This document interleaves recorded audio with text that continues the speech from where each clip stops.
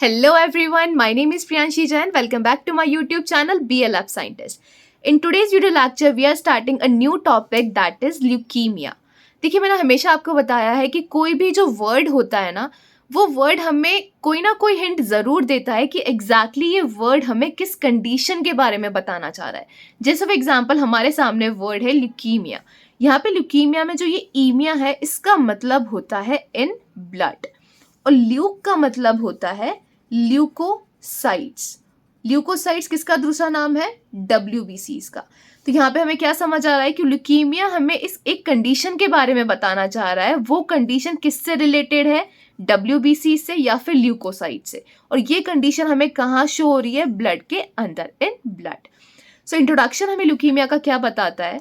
Leukaemia एक ऐसी condition है जो कि एबनॉर्मल सेल ग्रोथ बताती है WBCs की. तो ल्यूकीमिया सिंपली क्या है? ल्यूकीमिया एक ऐसी कंडीशन है जिसके अंदर WBCs की एबनॉर्मल सेल ग्रोथ नजर आती है, राइट? अब देखिए सेल ग्रोथ जो होती है, किसी भी सेल की जब ग्रोथ होती है तो सेल ग्रोथ दो टाइप से हो सकती है. एक तो क्वांटिटी वाइज सेल ग्रोथ हो सकती है, एक क्वालिटी वाइज सेल ग्रोथ हो सकती है.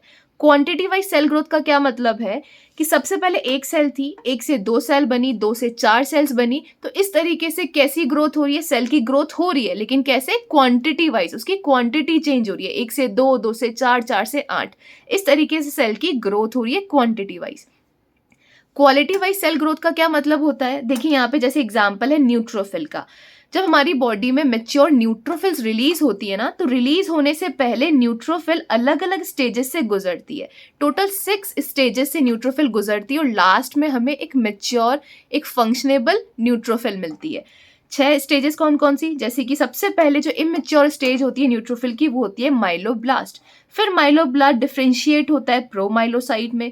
प्रोमाइलोसाइट डिफरेंशिएट होता है माइलोसाइट के अंदर. डिफरेंशिएशन का मतलब क्या रहा है कि धीरे धीरे जो इमेच्योर ब्लास्ट था वो धीरे धीरे मेच्योर होता जा रहा है.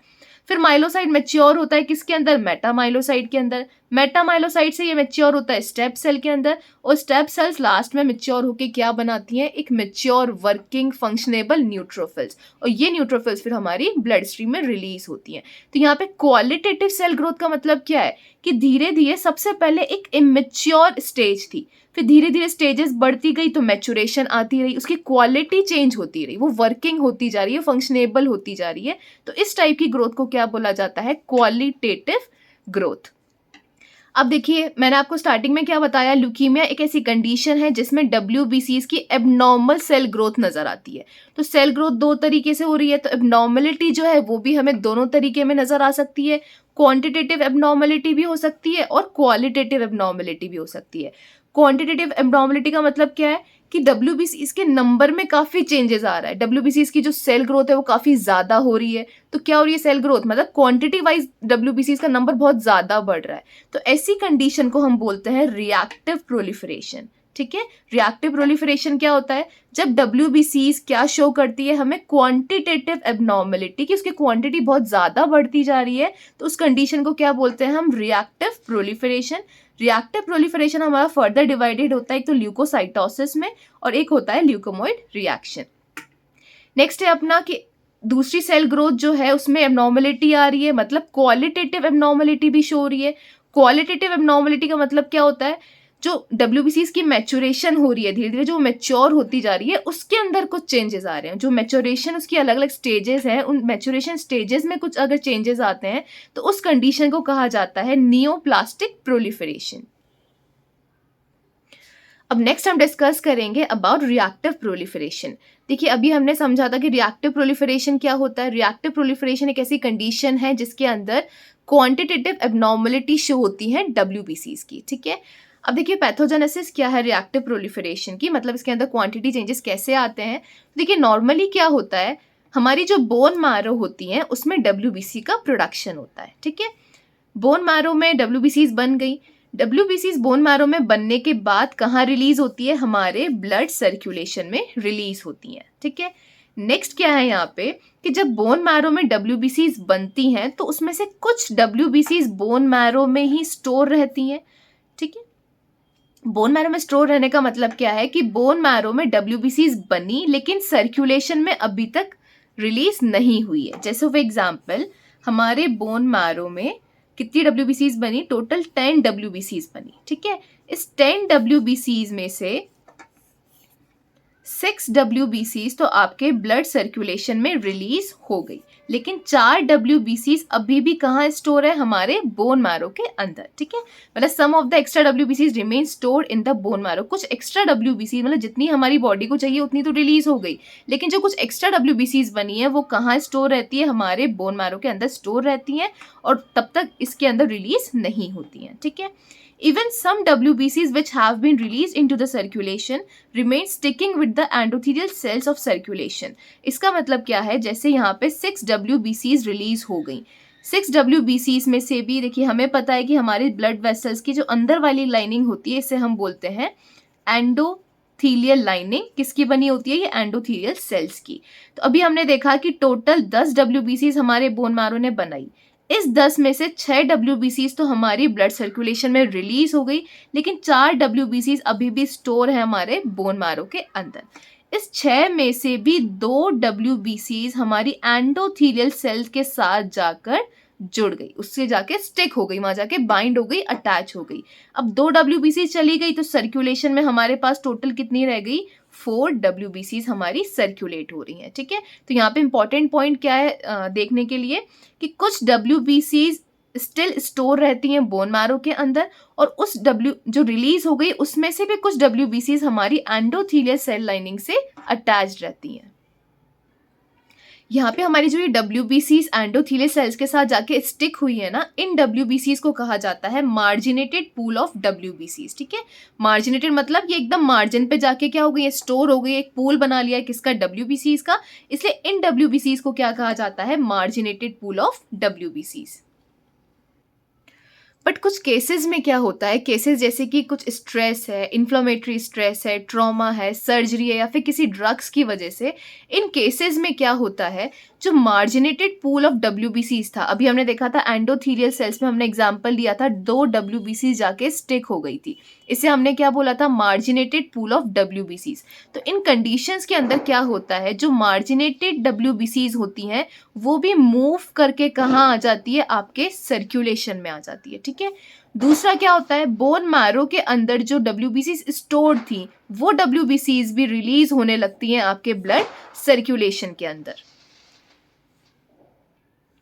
और हमारे बोन मैरो में जो WBCs का नॉर्मली प्रोडक्शन होता है उससे ज़्यादा प्रोडक्शन होने लगता है WBCs का, ठीक है।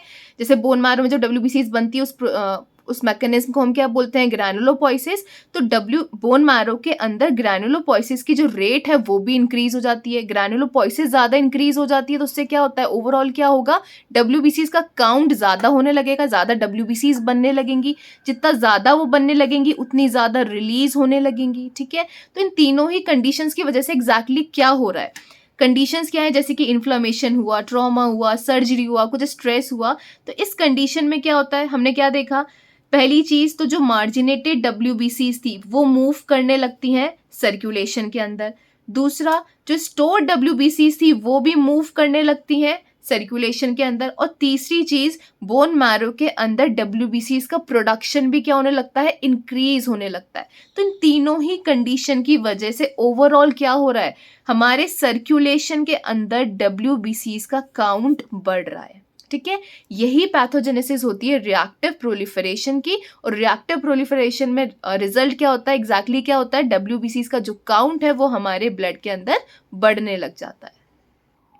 अब देखिए WBC का जो काउंट है वो इंक्रीज हुआ है, डिक्रीज हुआ है, वो मालूम करने के लिए सबसे पहले हमें क्या पता होना चाहिए कि WBCs की नॉर्मल रेंज क्या होती है। तो WBCs की नॉर्मल रेंज होती है 4000 से 11000 पर micro litre. But reactive proliferation में क्या हो रहा है? अभी हमने देखा इसकी पैथोजेनेसिस की रिएक्टिव प्रोलिफरेशन में क्या हो जाता है? WBCs का जो काउंट है वो इंक्रीज हो जाता है। अगर WBCs का काउंट मोर देन 11000 जाता है तो उसे हम बोलते हैं ल्यूकोसाइटोसिस। इस कंडीशन को क्या कहा जाता है? ल्यूकोसाइटोसिस। बट अगर WBCs का काउंट बहुत ज़्यादा इंक्रीज हो रहा है, अबाउट 30,000 टू 50,000 आ रहा है पर माइक्रोलीटर, तो इस कंडीशन को कहा जाता है ल्यूकोमोइड रिएक्शन। सो नेक्स्ट है हमारा टाइप्स ऑफ ल्यूकोसाइटोसिस। देखिए ल्यूकोसाइटोसिस हमें क्या समझ आया कि जब WBCs का काउंट मोर देन 11,000 पर माइक्रोलीटर होता है तो उस कंडीशन को कहा जाता है ल्यूकोसाइटोसिस। अब हमें पता है कि जो WBCs होती हैं वो कितने टाइप्स की होती हैं, 5 टाइप्स की। कौन कौन सी? Neutrophil, eosinophil, basophil, lymphocytes and monocytes. ठीक है, तो जो ल्यूकोसाइटोसिस है, WBC का जो काउंट बढ़ रहा है, ल्यूकोसाइटोसिस है, वो भी 5 टाइप्स का होगा। जैसे पहला टाइप है इसका न्यूट्रोफिलिक ल्यूकोसाइटोसिस।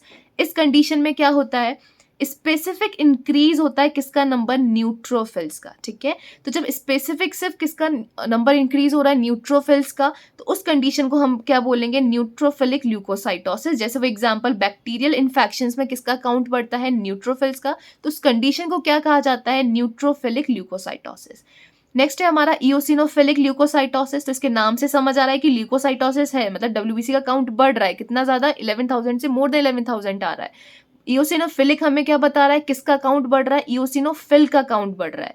कैसी कंडीशंस में, जैसे कि पैरासिटिक इन्फेक्शंस जो होते हैं उसके अंदर क्या होता है, इओसिनोफिल्स का काउंट बढ़ता है, तो उस कंडीशन को हम बोलते हैं इओसिनोफिलिक ल्यूकोसाइटोसिस।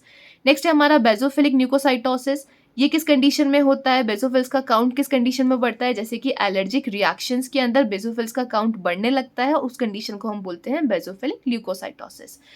लिम्फोसाइटोसिस, लिम्फोसाइटोसिस में भी क्या होगा, लिम्फोसाइट्स का नंबर जो है वो इंक्रीज होगा। जैसे फॉर एग्जांपल TB इन्फेक्शन में लिम्फोसाइट्स का काउंट बढ़ने लगता है और उस कंडीशन को हम बोलते हैं लिम्फोसाइटोसिस।